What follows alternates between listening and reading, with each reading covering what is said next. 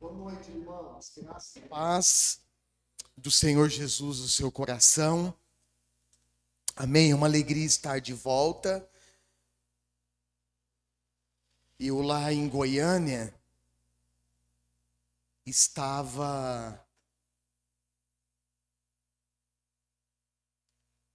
me sentindo como Pedro, quando Jesus no monte se transfigura diante deles. Lembra? Pedro, Tiago e João.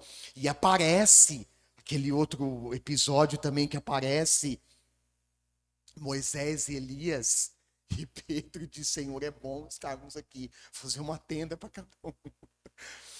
Mas a gente lembra do nosso compromisso com Deus, com a sua comunidade local. E, e é bom voltar, é bom retornar depois de alguns dias muito assim dinâmicos. Eu confesso que essa semana foi uma semana de recuperação da energia, das forças, porque foram dias intensos ali de trabalho, de ministração, e eu também confesso que nós ouvimos e vimos muitas coisas maravilhosas que Deus falou e fez ali na sua igreja. Foi um tempo, irmãos, muito especial. Tempo assim muito rico, muito singular, um tempo muito especial. Sabe aquele tempo que você está atento a cada detalhe, que você fica na expectativa do que Deus vai falar e vai fazer, e você se envolve na presença de Deus, e você é envolvido pela presença de Deus, e você então desfruta da comunhão de Deus, da comunhão dos irmãos, e nessa comunhão você percebe, você vê com os próprios olhos, você ouve com os próprios ouvidos o que Deus fala, o que Deus faz na vida do seu povo. Foi maravilhoso. Uma experiência que nós tivemos, eu quero compartilhar com vocês antes de entrar no texto. Inclusive o tema é o tema do encontro da quarta região. Eu não sei quantos de vocês tiveram a oportunidade de acessar os links que eu enviei e de alguma maneira acompanhar, se não toda a programação, mas pelo menos uma parte do louvor, ou uma parte, ou se não, a mensagem que foi ministrada de maneira integral, mas foi muito especial. Mas hoje eu queria trazer alguns pontos do que foi trabalhado no encontro. Se você não teve oportunidade de acessar os links aqui, você vai poder ouvir um pouco do que o Senhor ministrou no nosso coração. É impressionante porque foi o mesmo tema para 5 pregadores da palavra de Deus, 5 pastores que comunicaram a palavra com base nesse tema, voltando ao primeiro amor, com base no texto de Apocalipse, capítulo 2. E eu me lembro, daqui a pouco eu vou contar o testemunho que eu vivi lá, mas eu me lembro que alguns dias antes de viajar, o Espírito Santo, o pessoal normalmente, quando nós temos esses encontros, cria-se um grupo dos pastores, só dos pregadores, para a gente trocar ideias, trocar mensagens, aquilo que Deus está falando aos nossos corações. E eu me lembro que uns dias antes de viajar, o Espírito Santo falou comigo. E uma das coisas que ele me disse foi: eu vou produzir harmonia entre as mensagens. Irmãos, foi impressionante. Foi exatamente o que eu vi lá. Uma mensagem foi somando a outra. Olha como Deus é maravilhoso. Uma mensagem, o mesmo tema para 5 pastores. E assim, uma mensagem foi harmonizada com a outra. E tudo que Deus queria fazer e fazer, Ele ministrou a partir da sua palavra, usando os seus ministros que estavam ali. Dentre esses, eu fui um deles, tive o privilégio no sábado de manhã de trazer, de compartilhar a palavra com os irmãos da quarta região que estavam ali. Foi muito especial. Então, essa foi um testemunho. O outro foi no sábado de manhã. Nós levantamos, e no sábado de manhã foi o dia que eu estava na escala. E eu levantei, e os irmãos, os pastores que estavam comigo do mesmo quarto, foram levantando, e dentre eles estava o pastor Carlinhos, da igreja de Tangará. E o Carlinhos levantou com uma dor assim, ele não conseguia, na realidade, nem. Ele estava curvado, ele não conseguia nem endireitar o corpo. E aí ele compartilhou com alguns de nós que estavam ali no quarto e até pediu: até alguém tem Dorflex aí? Alguém tem um comprimido para dor? Porque ele estava com uma dor na região da lombar, ele não conseguia mexer direito. E havia, irmãos, naquele lugar, naqueles dias, uma dimensão espiritual, um mover de Deus tão grande, que aqueles de fato que estavam conectados com o Senhor, porque é assim, né? Às vezes a gente está num lugar, num monte de gente, Deus está se movendo, o Espírito Santo está se manifestando, mas se nós não estivermos ligados, se nós não estivermos conectados, as coisas de Deus, elas passam por nós sem percebermos. E havia, na sexta-feira à noite, houve um período de confissão e arrependimento pelos pecados da igreja. O Espírito Santo conduziu a liderança a um tempo de oração, numa vigília à noite, e naquela vigília houve um período de confissão de pecados, de arrependimento pelos pecados da igreja. E aquilo moveu os céus, porque a dimensão espiritual, ela mudou, foi como se virasse uma chave no mundo espiritual. E no sábado de manhã a dimensão espiritual era outra. Então, ao levantarmos, nós percebemos isso. E aí o Carlinhos levantou, compartilhou: irmãos, olha, eu não estou conseguindo me mexer direito. Não sei se eu dormi de mau jeito, não sei o que aconteceu. Alguém tem Dorflex? Naquele momento, nós que estávamos no quarto, nós nos mobilizamos em oração. Carlinhos, vem aqui, nós vamos orar por você. Colocamos as mãos sobre ele, irmãos, e começamos a orar. Começamos a clamar. Irmãos, o Espírito Santo se manifestou, ele foi curado na hora. Na hora, o poder de Deus se manifestou e ele começou a fazer exercício no quarto. Ele não conseguia se mexer. Ele estava encurvado, ele não conseguia endireitar assim para arrumar a cama. E na hora ele foi curado. E depois ele compartilhou esse testemunho. E tantas outras coisas que Deus falou e que Deus fez naquele lugar.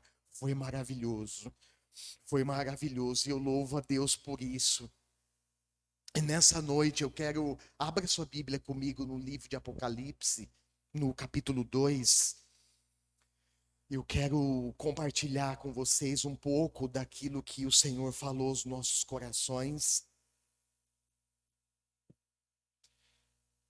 Apocalipse 2, versos 1 ao 7. Eu vou fazer a leitura na NVI e peço que você, por favor, acompanhe aí no seu lugar. Apocalipse 2, 1 ao 7. Ao anjo da igreja em Éfeso escreva: estas são as palavras daquele que tem as 7 estrelas em sua mão direita e anda entre os 7 candelabros de ouro. Conheço as suas obras, o seu trabalho árduo e a sua perseverança. Sei que você não pode tolerar homens maus, que pôs à prova os que dizem ser apóstolos, mas não são, e descobriu que eles eram impostores. Você tem perseverado e suportado sofrimentos por causa do meu nome, e não tem desfalecido. Contra você, porém, tenho isto: você abandonou o seu primeiro amor. Lembre-se de onde caiu, arrependa-se e pratique as obras que praticava no princípio. Se não se arrepender, virei a você e tirarei o seu candelabro do lugar dele. Mas há uma coisa a seu favor: você odeia as práticas dos nicolaítas, como eu também as odeio. Aquele que tem ouvidos, ouça o que o Espírito diz às igrejas. Ao vencedor darei direito de comer da árvore da vida que está no paraíso de Deus. Amém. Passa mais uma slide, por favor. Isso, essa é a ênfase da mensagem. O que Deus está, essa carta que foi escrita à igreja de Éfeso, trata-se de exatamente isso, ó, de um exame. Trata-se de um diagnóstico que o Espírito Santo faz da igreja. E uma coisa, irmãos, que nós não podemos perder de vista hoje é que esse exame, ele continua sendo urgente para a igreja. Assim como num exame de rotina que nós fazemos para averiguar, constatar a nossa saúde no dia a dia, a igreja também precisa passar por esse exame contínuo e frequente. E quem faz esse exame na sua igreja é o próprio Deus. E a pergunta que fica para nós a partir desse texto é: Espírito Santo, como o Senhor nos enxerga como igreja? Como o Senhor nos vê como igreja? Esse texto, irmãos, trata-se de uma carta de amor.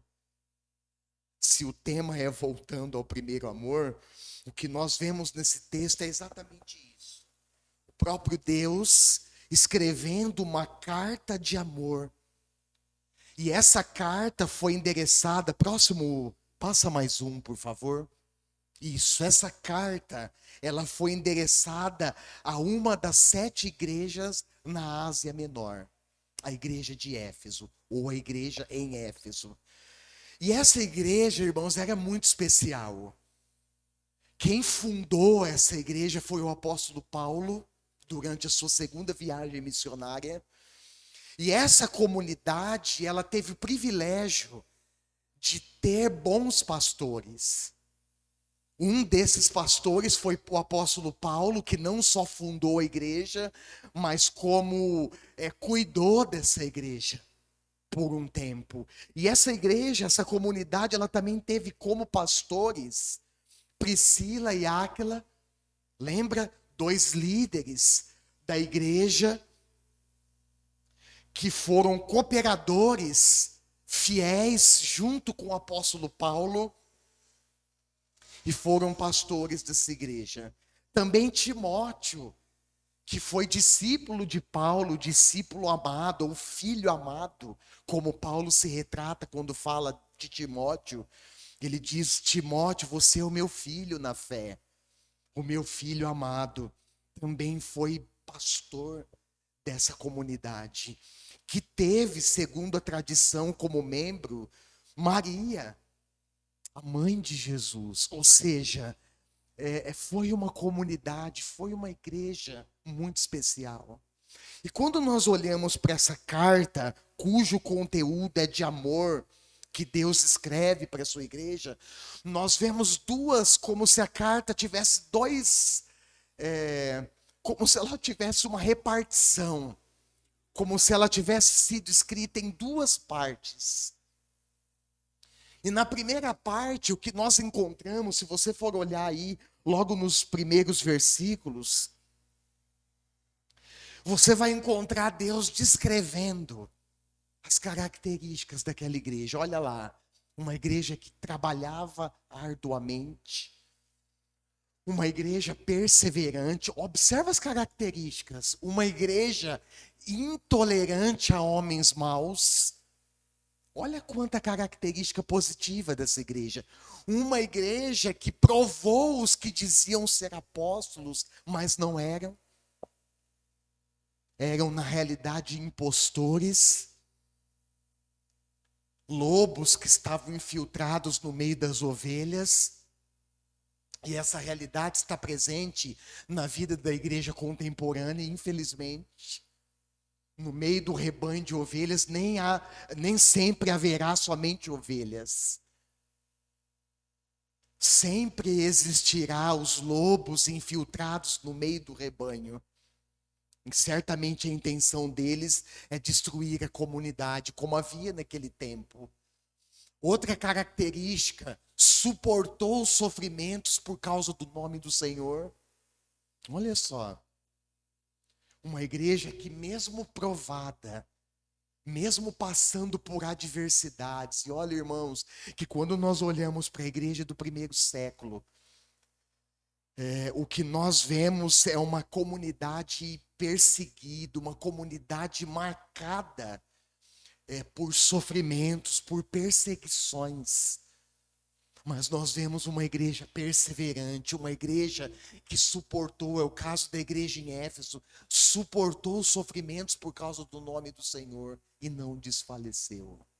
Olha só, uma comunidade firme no Senhor, uma comunidade consistente, perseverante.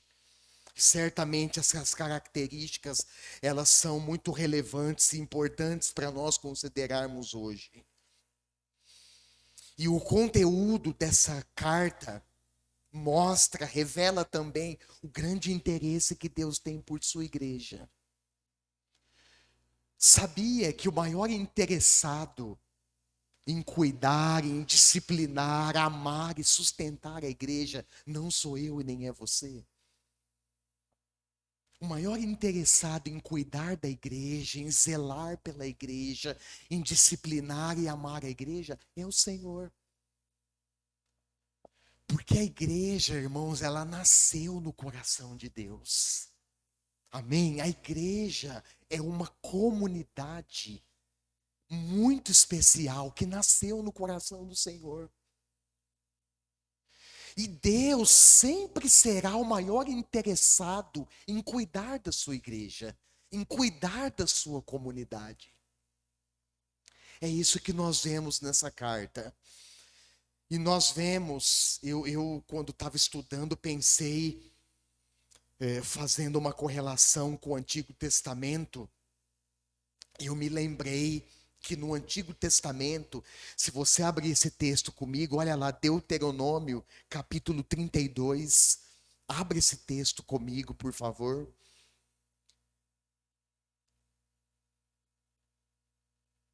Deuteronômio 32, verso 10. Nesse texto, Israel é descrita como a menina dos olhos de Deus. Olha lá, Deuteronômio 32, 10.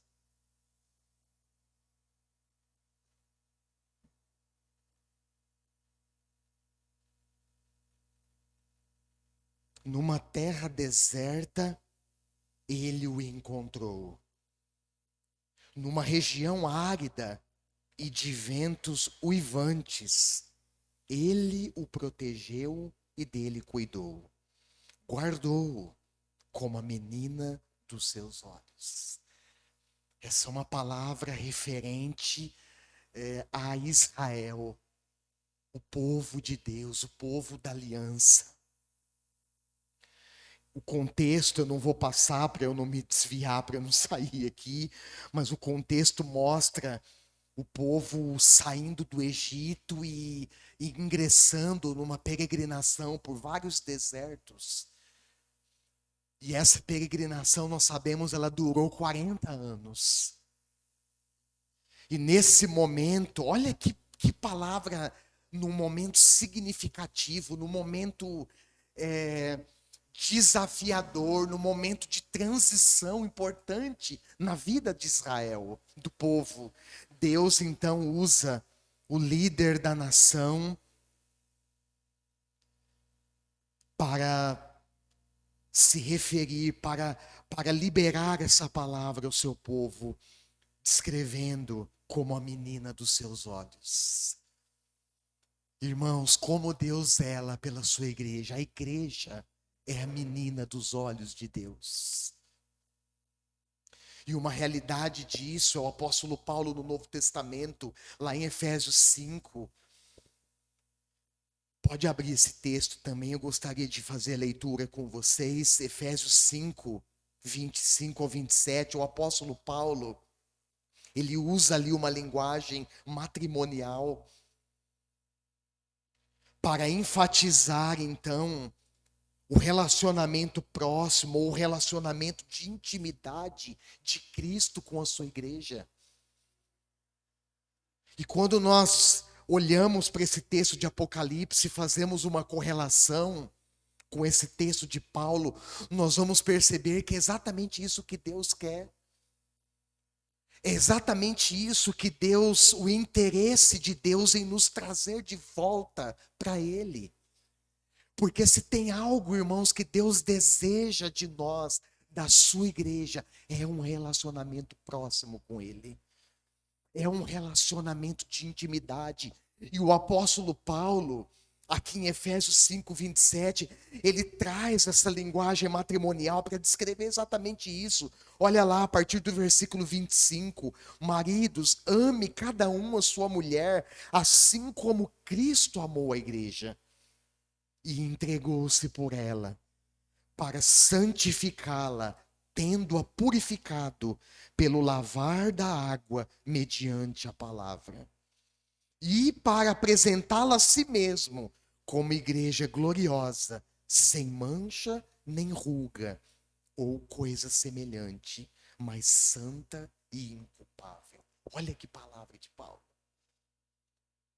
Nos remete a pensar numa noiva. No livro de Apocalipse traz essa imagem da igreja como noiva. E se a igreja é a noiva, quem é o noivo? Jesus Cristo. E Jesus Cristo como noivo, que deseja se encontrar com a sua noiva. Olha a descrição que Paulo faz aqui. Como esse noivo que é Cristo deseja receber a sua noiva. Quais são as características? Paulo traça aqui as características da noiva que o noivo espera receber nos seus braços. Olha lá, versículo 27. Uma igreja ou uma noiva gloriosa, sem mancha, nem ruga ou coisa semelhante, mas uma noiva santa e inculpável. Irmãos, preste atenção, Deus zela pela sua igreja nesse nível. Porque no grande dia do encontro do noivo com a noiva, o que Deus espera receber nos seus braços, o que o noivo espera receber nos seus braços, é uma noiva gloriosa, sem mancha, nem ruga. Olha só. Ou coisa semelhante. Fiquei pensando nessa coisa semelhante, né? Sem mancha, sem ruga, nem ruga, ou coisa semelhante. O que seria isso? Será que seria olheira? Esse tipo de coisa descabelada, cheia de olheira, olho fundo. Olha só, mais uma noiva santa e inculpável. Irmãos, essa palavra nos remete a uma vida de santidade plena em tudo que nós somos e em tudo que nós fazemos. Amém? Porque afinal, nós somos a noiva de Cristo. Cristo, Paulo escreve, amou a igreja a ponto de se entregar por ela. Esse profundo amor e entrega de Cristo teve como um propósito desenvolver para si, formar para si uma comunidade santificada mediante o lavar, e esse lavar purificador que acontece, deve acontecer na nossa vida, é através da palavra de Deus. O que Paulo está escrevendo é profundo, irmãos. Nessa relação de Cristo com a igreja e da igreja com Cristo, ele está nos ensinando um instrumento de purificação na nossa vida, um instrumento que Deus usa para nos limpar, que Deus usa para nos santificar e nos tornar essa noiva gloriosa, sem mancha, nem mácula, nem ruga, é a sua palavra. A palavra de Deus, irmãos, ela deve ocupar um lugar central na vida da igreja. Porque é por meio da palavra, a palavra de Deus é o principal instrumento que Deus usa para limpar a nossa vida. E sabe que uma das grandes deficiências da igreja hoje, e o que tem gerado uma comunidade cheia de ruga, de manchas, é porque nós somos, irmãos, deficientes na nossa relação com a palavra de Deus. A palavra de Deus, muitas vezes, ela tem ocupado um lugar periférico na sua comunidade, quando na realidade ela deve ocupar um lugar de centralidade. E isso nós sabemos, irmãos, envolve a sua vida pessoal e envolve a minha vida pessoal no dia a dia, a nosso compromisso com a palavra. Nós cansamos de dizer isso. Leia a Bíblia, estude a Bíblia, medite nas Escrituras, como o salmista no Salmo 1. Medite na palavra de dia e de noite, se exponha às Escrituras, se submeta às Escrituras. O Senhor Jesus, no Evangelho de João, capítulo 15, quando ele trabalha aquela metáfora da videira, lembra da videira verdadeira e do agricultor? Ele diz: olha, eu sou a videira, o meu pai é o agricultor. E todo ramo que estando em mim não produz fruto, o meu pai corta e lança ao fogo, mas aquele ramo que está ligado em mim e produz fruto, ele poda para que produza mais ainda.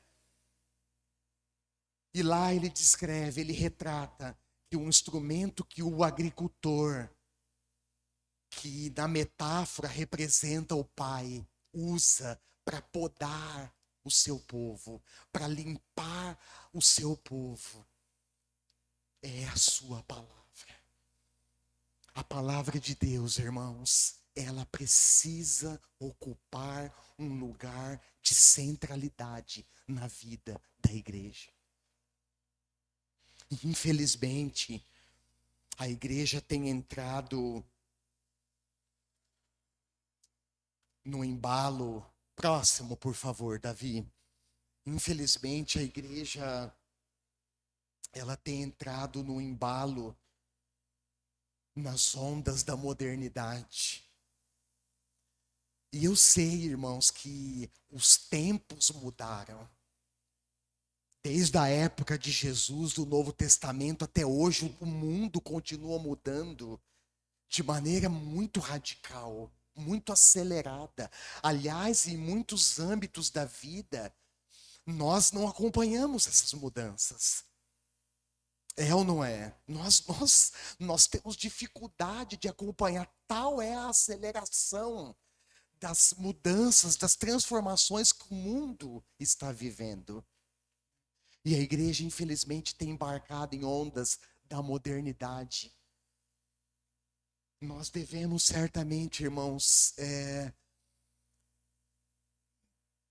não podemos certamente perdermos a essência. Nós mudamos, nós acompanhamos as mudanças que acontecem, mas sem abrir mão da essência daquilo que Deus deixou para nós, que é a sua palavra. Antes de fazer aqui os apontamentos do resultado desse exame detalhado que Jesus fez da sua igreja ali em Éfeso, e na verdade que ele fez das 7 igrejas da Ásia Menor. Pois se você for ler e estudar esses primeiros capítulos, 3 primeiros capítulos do livro de Apocalipse, você vai ver que todas as igrejas passam por esse exame. Eu quero destacar uma coisa que eu falei lá e que eu quero repetir aqui. É que Jesus está presente e atuante na sua igreja. Ele está presente, irmãos. Quando nós nos reunimos, Ele está presente entre nós. Amém? Você crê nisso? Ele está presente, eu creio. Ele está aqui. Ele está, o Espírito Santo, nesse momento que eu falo, que eu prego a palavra, ele está ministrando o seu coração. Ele está testificando os princípios da palavra no seu coração. Ele está aqui, irmãos. Porque Jesus, ele marca a presença na vida do seu povo. Não só marca a presença, como ele observa o dia a dia da sua igreja. E aí eu volto naquela pergunta da introdução. Espírito Santo, como o Senhor nos enxerga como igreja? Qual seria a resposta, ou qual será a resposta que o Espírito Santo nos dará se nós fizermos essa pergunta com sinceridade? Espírito Santo, como o Senhor nos vê como comunidade de discípulos do Senhor? Como o Senhor nos enxerga? Jesus está presente, irmãos, observa o dia a dia. Jesus observa a rotina, o comportamento da igreja. Jesus observa os bastidores. Jesus, ele observa as tarefas que a sua igreja tem feito. E pode ter certeza, queridos, que aquilo que passa despercebido aos nossos olhos, sejam comportamentos, condutas, boas ou ruins, estão sendo observados pelo olhar clínico do Senhor Jesus, porque Ele ama a sua igreja.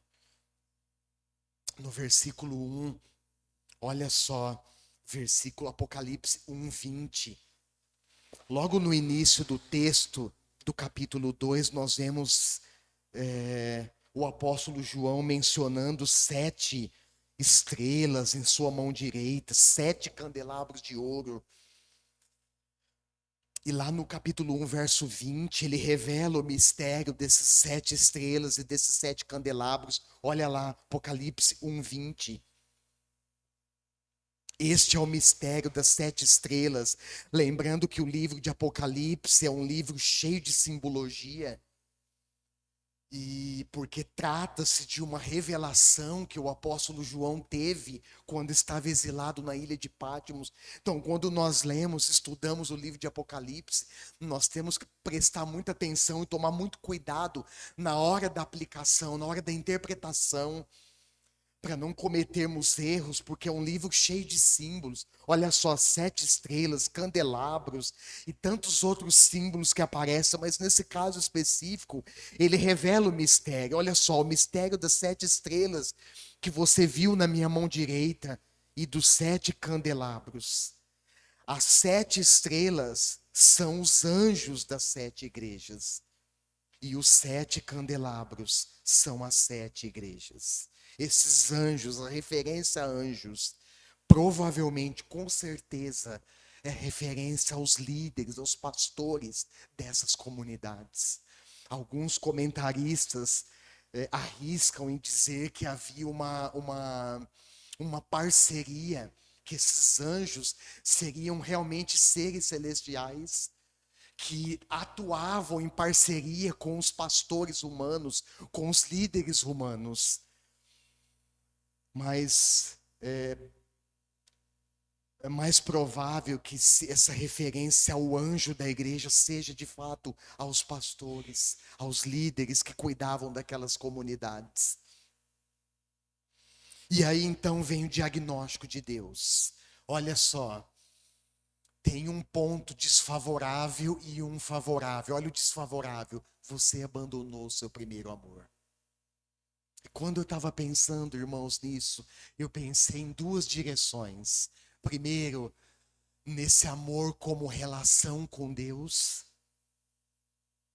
E nesse amor como relação ou relacionamento com as pessoas, dentro e fora da igreja. E aí nós lembramos os 2 maiores mandamentos. Jesus, quando perguntado por aquele líder religioso, por aquele fariseu, qual era o maior mandamento? Jesus então responde: primeiro, amarás o Senhor, o seu Deus, de todo o seu coração, com toda a sua força, com toda a sua alma e com todo o seu entendimento. E o segundo é semelhante a esse: ame o seu próximo como a ti mesmo. Então, quando nós lembramos desse amor, nós precisamos lembrar que quando nós abandonamos o primeiro amor, nós na realidade perdemos a essência de ser igreja. Porque o nosso primeiro e essencial chamado, irmãos, é para estar com Deus. Isso é um princípio criacional. Quando nós olhamos para o livro de Gênesis, eu não vou entrar lá, mas você pode anotar e estudar durante a semana. Deus cria o homem à sua imagem e semelhança. E o propósito, e o apóstolo Paulo, na sua primeira carta aos Coríntios, capítulo 10, verso 31, ele vai dizer que nós fomos criados, o ser humano foi criado com um propósito principal, que é glorificar a Deus, que é se relacionar com Deus, e isso é um princípio criacional. Não dá para pensar o ser humano longe dessa realidade, não dá para pensar a realidade humana desconectada do seu Criador. Porque quando Deus nos cria, Ele cria com um propósito especial, com um propósito essencial, que é de nos relacionarmos com Ele. E quando, irmãos, como igreja, nós abandonamos, como havia acontecido na igreja em Éfeso, abandonou esse relacionamento, essa comunhão essencial com Deus, nós perdemos a essência de sermos igreja. E nós percebemos, eu vou falar isso daqui a pouco, que as obras são importantes. Certamente, irmãos, quando nós olhamos para os evangelhos, nós somos chamados a fazer boas obras. As obras são importantes. A missão da igreja, delegada pelo próprio Deus, é importante. Mas nós não podemos esquecer que a essência de sermos igreja está fundamentada no nosso relacionamento com Deus. E sabe que eu fico pensando, quando eu estava lendo, estudando, preguei isso em Goiânia, estou pregando aqui agora, eu fico pensando, irmãos, até que ponto nós discernimos essa profundidade, a profundidade dessa realidade. Até que ponto a profundidade dessa realidade que nós somos chamados para nos relacionarmos com Deus, como o apóstolo Paulo escreveu em Efésios, fazendo a ilustração, usando a linguagem matrimonial. Até que ponto nós discernimos a profundidade da nossa relação, da nossa busca de uma relação de intimidade com Deus, até que ponto isso é realidade para nós?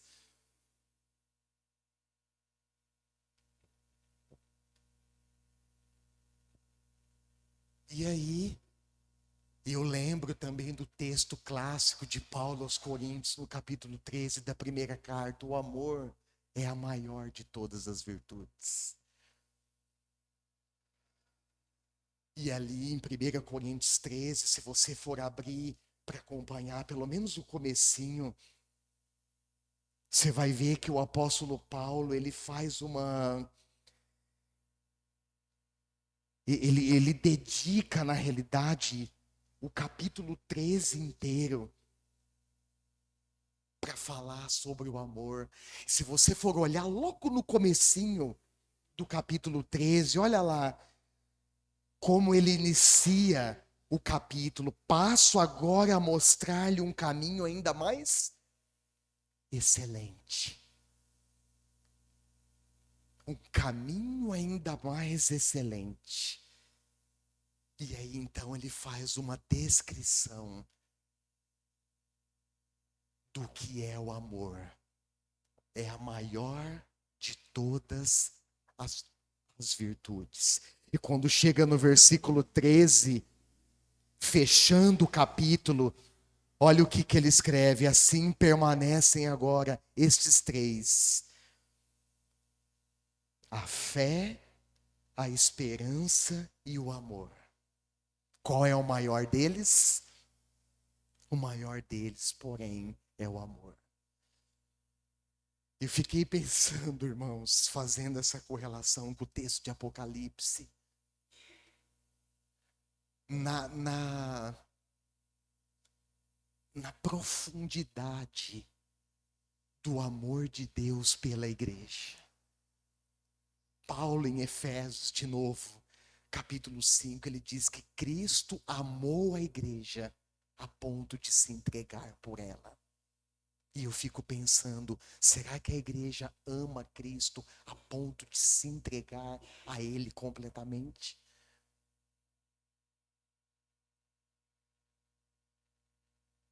Qual é o nosso discernimento real da profundidade, irmãos, dessa realidade?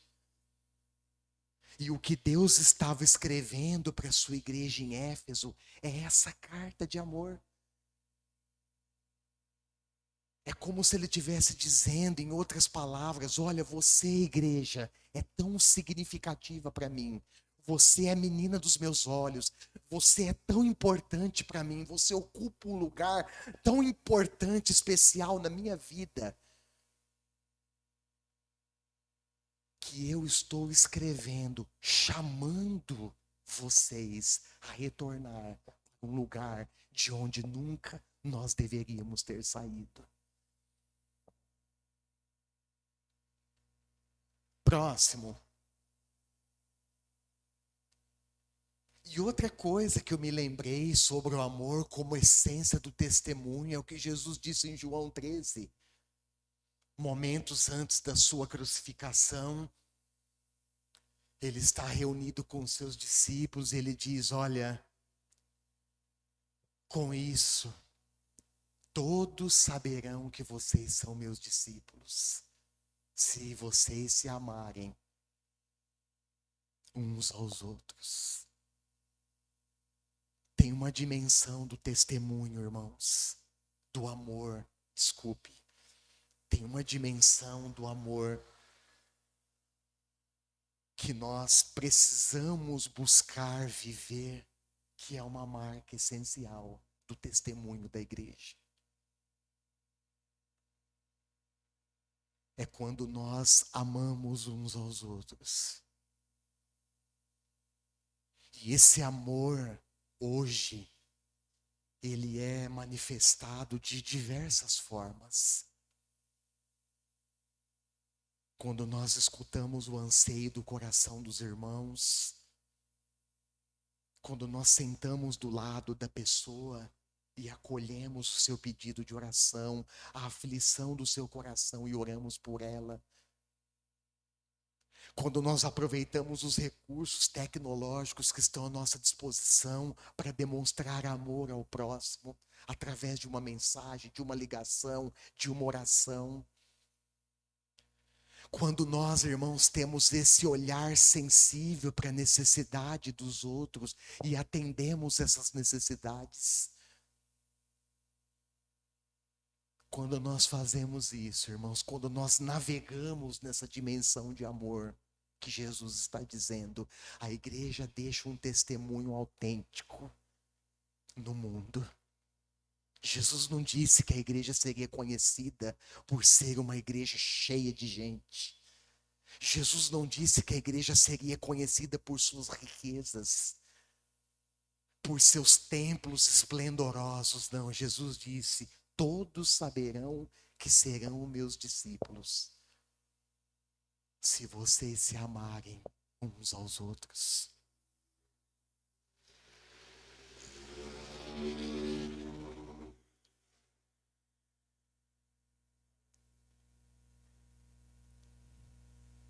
Certamente, próximo, Davi, por favor, certamente, irmãos.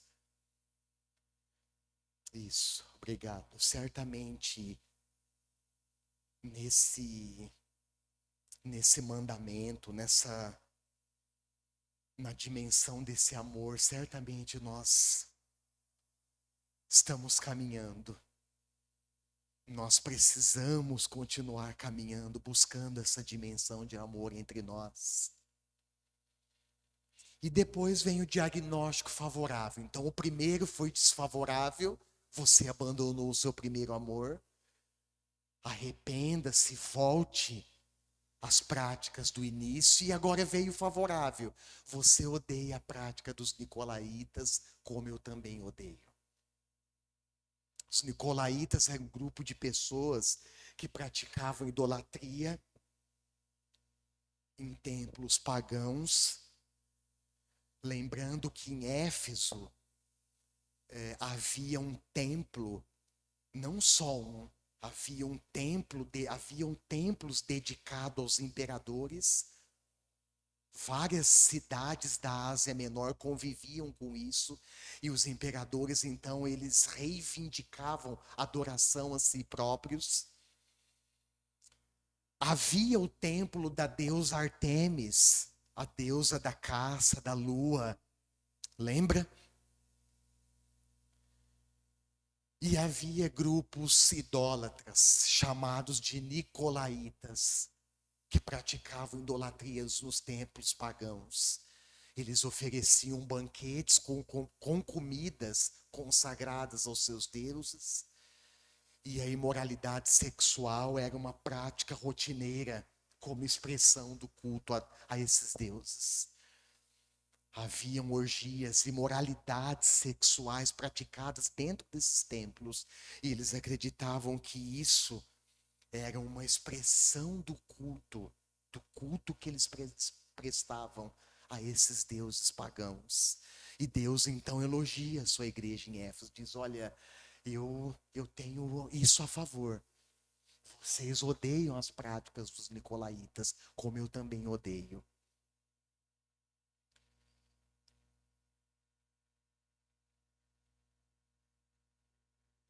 E eu fiquei pensando, próximo, Davi, que a igreja, irmãos, ela não pode ser tolerante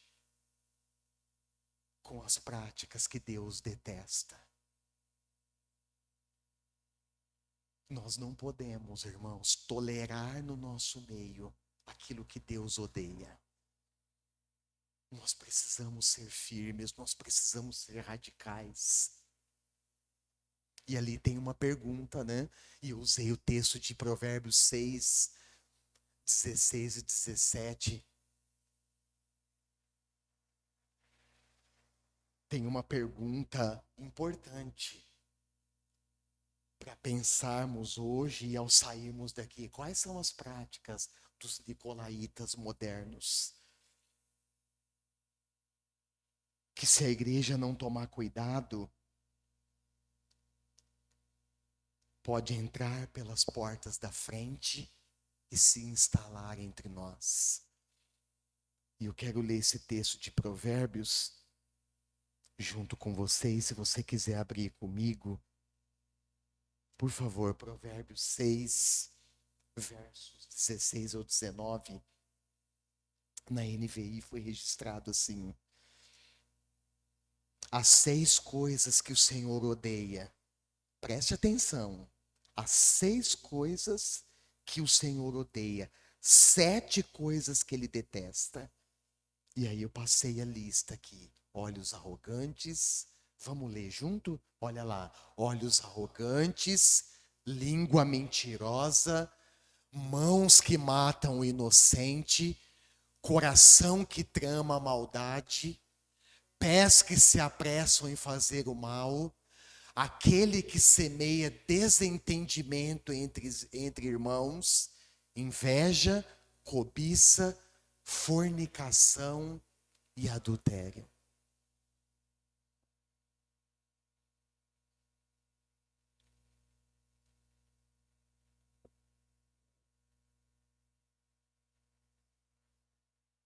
Aquilo que Deus detesta, nós também precisamos detestar.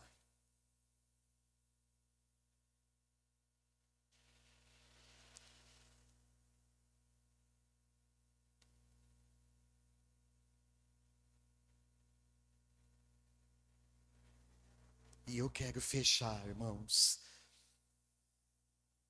apontando a necessidade da igreja, a necessidade urgente da igreja ouvir a voz do Espírito Santo. Olha para a pessoa que está do seu lado, próximo, Davi.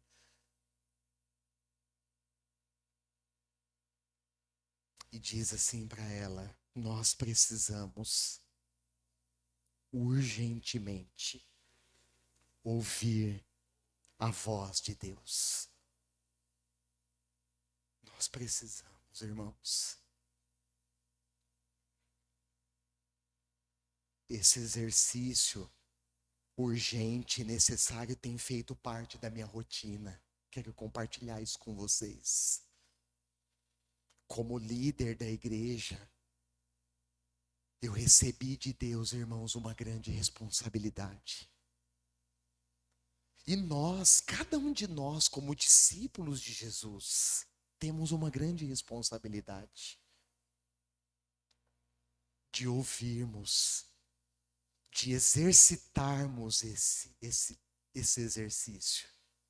Ouvirmos a voz de Deus constantemente.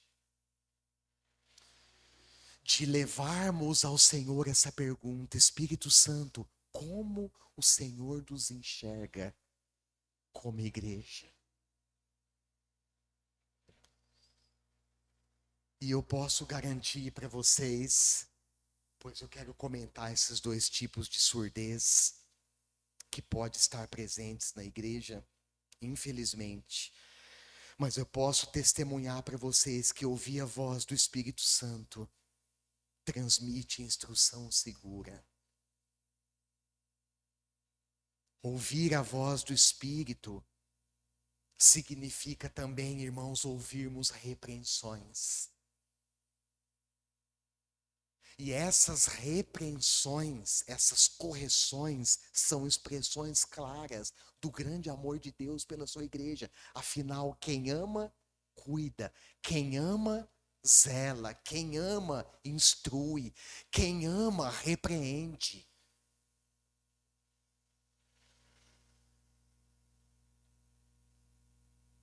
E muitas vezes, lá no livro de Hebreus, se você quiser anotar e depois ler esse texto, Hebreus capítulo 12, versos 5 e 6, o autor de Hebreus está fazendo citação do livro de Provérbios, capítulo 3, versos 11 e 12. Ele escreve ali que Deus disciplina os filhos legítimos.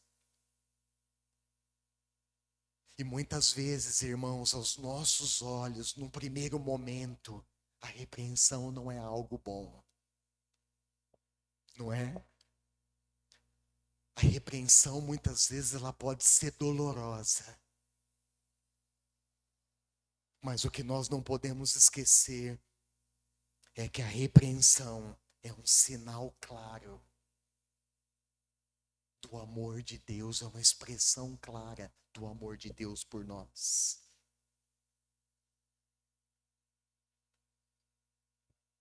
E aí há dois tipos de surdez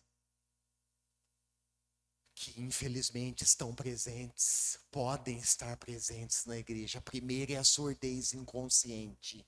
Isso é uma deficiência grave. O Espírito Santo está falando e nós, de maneira inconsciente, não estamos ouvindo, não estamos dando ouvidos. Isso é uma deficiência grave. E o segundo tipo de surdez é uma surdez deliberada, ou seja, intencional. Isso é pecado. É quando o Espírito Santo fala e nós intencionalmente fechamos os nossos. Em outras palavras, é como aquele adolescente rebelde que o pai está falando e ele simplesmente ignora. Entra por aqui e sai por aqui, não dá atenção, não faz as devidas considerações àquilo que Deus está dizendo. Isso é pecado, irmãos, e nós precisamos nos arrepender. E por último, mais um, Davi, por favor. Por último, eu quero mencionar esse movimento radical que Deus está exigindo da sua igreja hoje, que se chama arrependimento. O arrependimento, irmãos, nessa carta escrita para a igreja em Éfeso, é esse movimento radical de retorno para a presença de Deus. Presta atenção no que a palavra está nos dizendo, irmãos, como nós precisamos, como é urgente, como é necessário para nós fazermos esse movimento radical e nos voltarmos para Deus. Nos voltarmos para a sua presença, que é o lugar de onde nunca nós deveríamos ter saído.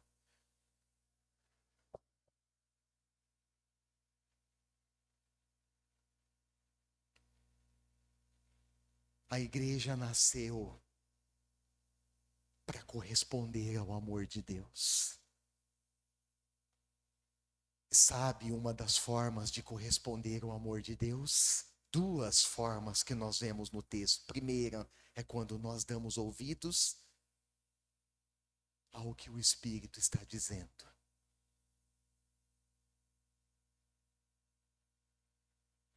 O ouvir é uma clara expressão prática do nosso amor por Deus.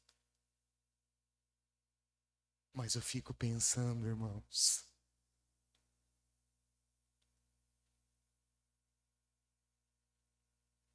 até que ponto nós estamos dispostos a ouvir com atenção o que Deus está dizendo para nós?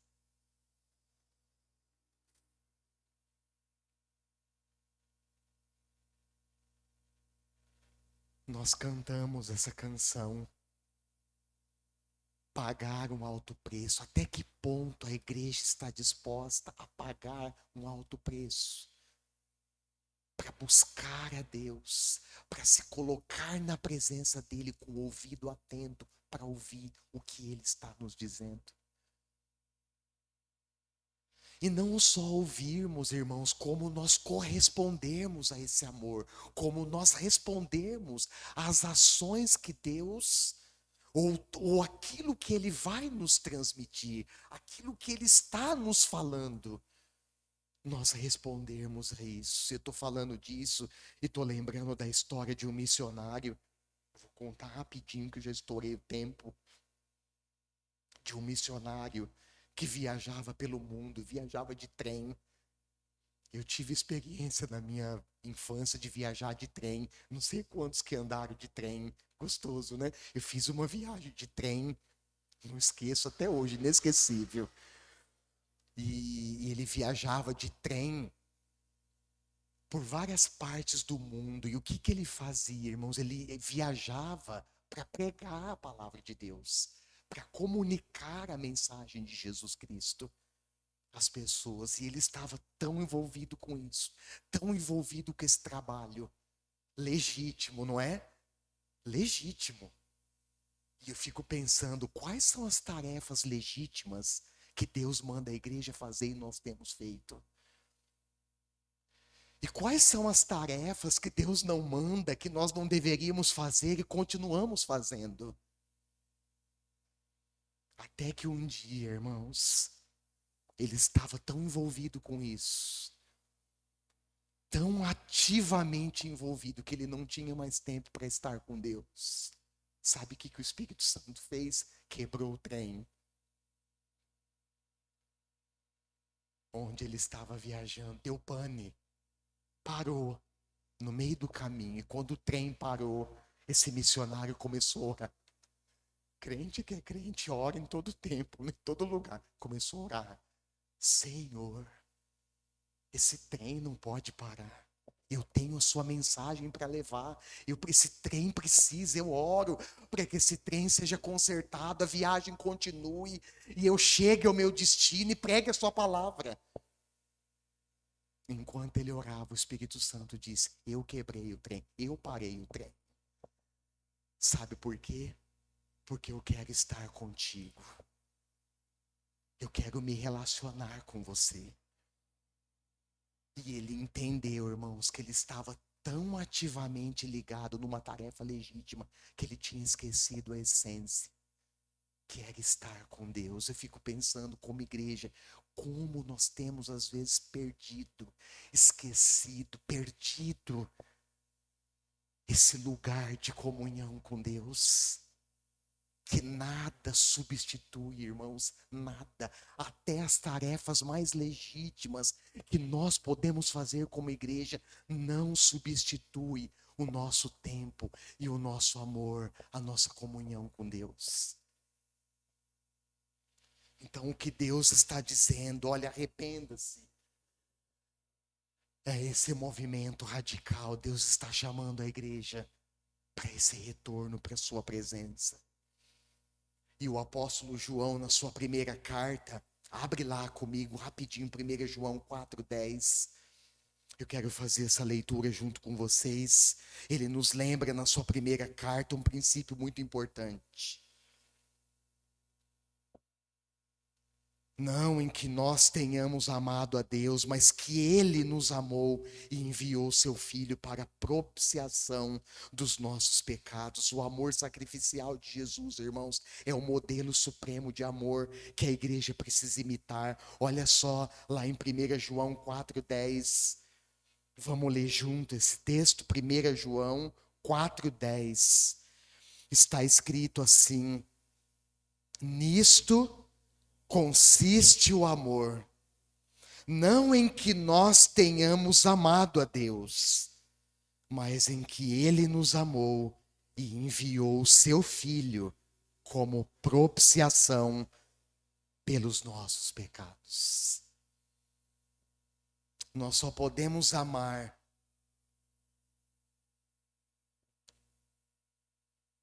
porque Deus nos amou primeiro.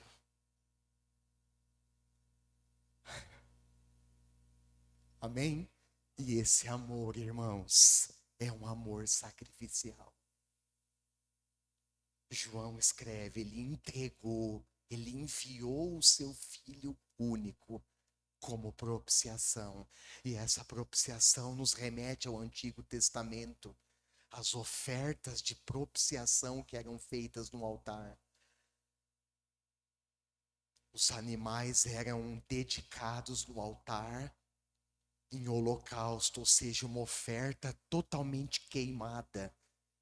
E aquela oferta dedicada, oferta propiciatória, era uma oferta que desviava a ira de Deus do seu povo e resultava em perdão de pecados. Jesus foi entregue como oferta propiciatória pelos nossos pecados. Que nós, como igreja, eu quero encerrar com isso, possamos caminhar a passos firmes, conscientes, de volta a esse primeiro amor. Amém? Que nós possamos, irmãos, como igreja, voltar ao primeiro amor. Viver a intencionalidade dessa busca pela presença de Deus com paixão, com amor, com todo o nosso coração, com toda a nossa força, com toda a nossa alma e com todo o nosso entendimento. Amém. Eu quero convidar a equipe do louvor, aqueles que vão nos acompanhar posteriormente pelo canal do YouTube, que você seja despertado, encorajado pela palavra de Deus e compartilhe a palavra de Deus com outras pessoas. Que Deus te abençoe.